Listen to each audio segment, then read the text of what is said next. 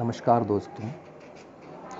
पिछली क्लास में बिंदा के व्यक्तित्व पर हमने थोड़ा प्रकाश डाला था। तो वहाँ पर उसका शरीर कैसा था, वह किस तरह से उनकी नई अम्मा की परेशानियों को झेल रही थी या तो उनके दंड को झेल रही थी, हमने देखा। किस तरह से उसे गर्मी की दोपहर में खड़ा रहना पड़ता था और कंधे से बंधा रहना पड़ता था और यहाँ पर उसके बाल तक काटे गए थे। ये सब हमने पिछली क्लास में देखा। तो आज हम उसके आगे के प्यारा के बारे में देखेंगे। तो यहाँ पर एक दिन उनको लेखिका जी को याद आता है कि चूल्हे पर एक बार दूध उफान जा रहा था। उफान मतलब उबलना। तो वो दूध उबल रहा था, तो वह गड़बड़ से उस पतली को या तो उस क्या कहते हैं उस हांडी को लेकर नीचे रख रही थी कि अचानक से उसकी उंगलियां जल जाती हैं और झटाक से वह नीचे उसके हाथों से गिर जाते हैं। गिरने के बाद उसके पैरों में ये दूध लगकर उसके पैर जल जाते हैं। लेकिन बिंदा अपने पैरों को जले हुए देख नहीं रही, बल्कि डर कर अब मेरे पंडिताइन चाची मुझे कठोर दंड देंगी, इस तरह से वह डर कर घबरा कर सीधा ये हमारे लेखिका जी के पास आती है। महादेव वर्मा जी के पास आकर किसी भी तरह से मुझे कहीं पे थोड़ी देर के लिए छुपा दो, इस तरह से वो बहुत ही विनती करने पर उनको भी समझ में आता, चलो इस तरह से करके ले जाते हैं। उनके घर आने के बाद वह सोचती, हमारी लेखिका सोचती हैं कि चलो ऊपर जाकर उनकी माँ को बताकर थोड़ा मरहम पट्टी करवाएं। लेकिन उनको इतनी सोचने की हद बुद्धि नहीं थी कि इसको यहाँ पर लेखिका जी को इसका डर समझ में नहीं आ रहा था। तो दौड़कर सीधे दीवार लांघ कर पंडिताइन चाची की जो उग्र आवाज़ सुनाई दे रही थी, तो इनको हड़बड़ाहट में कुछ भी समझ में नहीं आया और झट से वे सामने जो घास की कोठरी थी, जो गाय को घास डाला जाता था, तो उस घास की कोठरी में जाकर बैठते हैं। तो वहाँ के पत्तियाँ उसे चुभ रहे थे, लेखिका को भी चुभ रहे थे और बिंदा को भी चुभ रहे थे। लेखिका को चुभने की वजह से उनको कष्ट हो रहा था, लेकिन बिंदा ऐसे बैठी थी कि मानो कि वो मखमल का कपड़ा हो या तो रेशमी कपड़ा हो। इस तरह से वो अपने आप को वहाँ पर ढकने की, छुपाने की कोशिश कर रही थी और ठंडे ठंडे हाथों से वह उसके बिंदा जी अपने सहेली मतलब महादेवी वर्मा के हाथों को दबाकर बैठी थी और घास में अपने शरीर को छिपाने की कोशिश कर रही थी। तो ऐसे थोड़ी देर बैठने के बाद अचानक से हमारी लेखिका को नींद आती है और वो सो जाती है। लेकिन बाद में जब गोपी मतलब वो गाय चराने वाला गवैया आकर यहाँ पर इनको देखता है, देखकर घोषणा करने लगता है, आवाज़ करने लगता है कि ये यहाँ पर क्यों छिप कर बैठे हैं। इस तरह से कहने के बाद जब उसकी आवाज़ को देखकर बिंदा उठती हैं तो देखती है, हमारी लेखिका उठकर देखती हैं तो क्या सवेरा हो गया, तो मतलब ये सो गई थी। इस तरह से यहाँ पर पता चलता है। तो बाद में बिंदा के पैरों पर इनकी माँ दोनों को बुला ले जाती है और बिंदा की तकलीफ़ को देखकर तिल का तेल और चूने का पानी लगाकर जब उनकी विशेष संदेहवाहक के साथ उसे घर भिजवा दिया, तब उसकी क्या दशा हुई वो बताना बहुत ही कठिन है। क्योंकि जहाँ तक ये महादेवी वर्मा जी जानती हैं, पंडिताइन चाची के न्यायालय में क्षमा का स्थान नहीं है, अपील का अधिकार नहीं है, सिर्फ दंड के लायक है। इस तरह से यहाँ पर कहते हैं। तो यहाँ पर आपको तिल का तेल तथा चूने का पानी अंडरलाइन करना है। यहाँ पे एक मास के लिए प्रश्न आ सकता है कि महादेवी वर्मा जी की माँ ने बिंदा के पैरों को क्या लगाया। इस तरह से पूछेंगे, तिल का तेल चूने का पानी लगाया, इस तरह से हम यहाँ पर कह सकते हैं। बाद में यहाँ पर फिर कुछ दिनों तक बिंदा के घर आंगन में काम करते नहीं देखा। तो लेखिका जी कुछ दिनों के बाद उसे फिर ढूंढते हैं उसके घर में, तो वो दिखाई नहीं पड़ती। तो उनकी माँ से भी वो विनती करते हैं कि क्यों वहाँ पर बिंदा नहीं दिख रही है। तो उनकी माँ उसे कुछ नहीं बताते और अंगूर सेब ले जाकर वह उनके घर दे आया करती थी। तो ये उनको विचित्र सा मालूम हो पड़ रहा था कि ये क्यों मुझे बता नहीं रही कि क्या है। तो वहाँ पर रुकिया नामक उनके घर में एक नौकरानी थी। तो उनको बहुत ये भी अंडरलाइन कीजिए, रुकिया नामक शब्द। तो इसे आ सकता है कि लेखिका की घर की नौकरानी का नाम क्या है, तो रुकिया लिखना पड़ेगा। तो रुकिया यहाँ पर उनके घर की महारानी आई, तो हंसते हंसते बोलती है कि यहाँ पर बिंदा के घर महारानी आई है। तो समझ में नहीं आती कि महारानी आई, तो महारानी क्यों आई, तो मुझे क्यों नहीं बुलाया। इस तरह से यहाँ पर उसे सही दिशा नहीं मिलती। तो फिर वह कुछ देर के बाद फिर अपनी माँ से पूछती है क्या बातचीत है।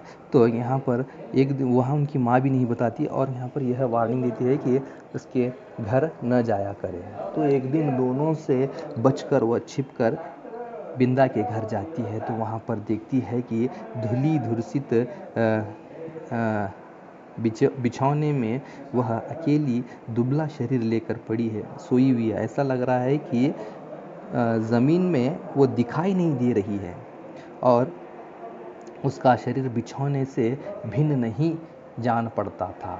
डॉक्टर दवा की शीशियाँ सिर पर हाथ फेरती हुई माँ और बिछौने के चारों चक्कर काटते हुए बाबूजी के बिना भी बीमारी का अस्तित्व है।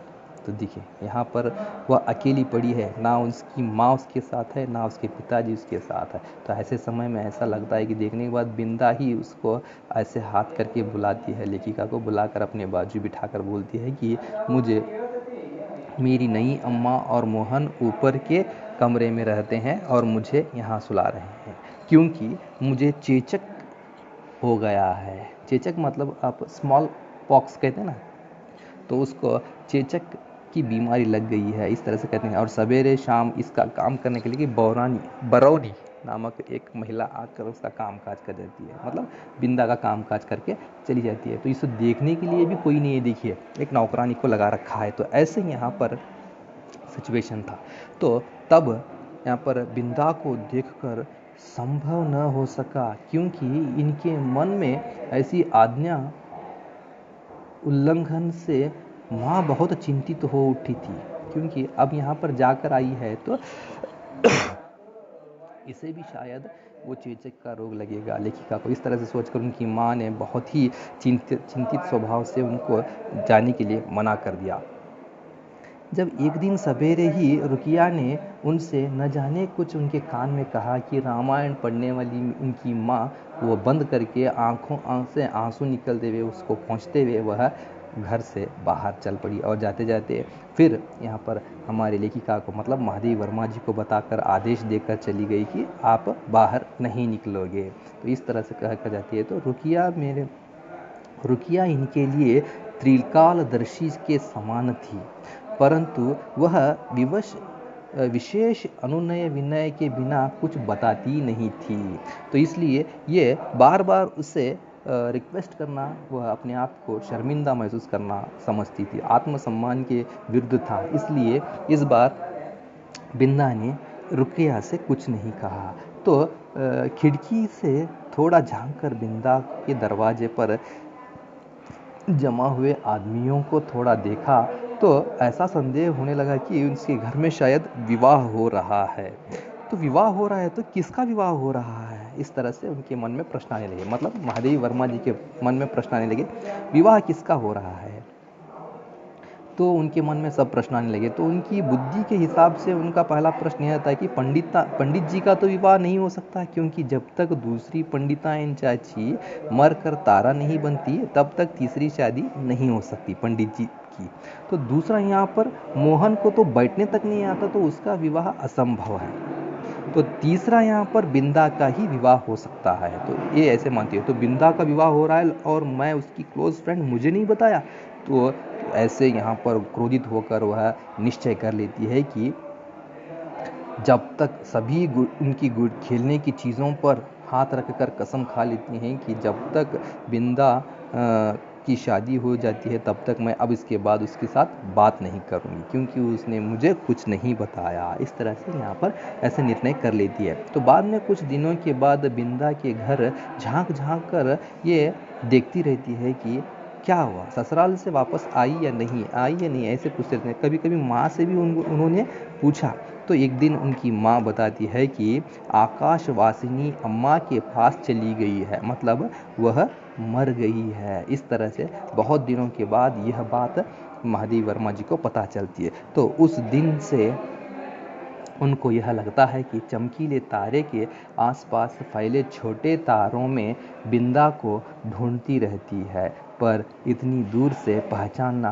कभी संभव नहीं था। मतलब वह अपनी सहेली को भी तारों में ढूंढती है, हमारी लेखिका इस तरह से यहाँ पर कहते हैं। तो यहाँ पर लास्ट में यह कहते हैं कि बिंदा तो मर चुकी है, लेकिन उनकी अम्मा की कहानी शेष नहीं हुई। मतलब जब तक ये नई अम्मा या तो सौतेली माँ का दुर्व्यवहार जब तक रहेगा, वैसे अब तक नए ज़माने से, पुराने ज़माने से लेकर अब तक भी हम देखेंगे कि कोई ना कोई बिंदा यहाँ पर जन्म लेती रहेगी। इसलिए सौतेली माँ का सही ढंग से प्यार से बच्चों को अपनाना ही बहुत ही यहाँ पर महत्वपूर्ण है। ऐसे यहाँ पर बताने की कोशिश महादेव वर्मा ने की है। तो बहुत ही मार्मिक ढंग से एक छोटी सी बच्ची के बारे में बेहतरीन तरीके से लिखा हुआ यह पार्ट जो बिंदा है यहाँ पर ख़त्म होता है। इसमें कोई शंका संदेह हो तो आप मुझे प्रश्न पूछ सकते हैं यूट्यूब चैनल में।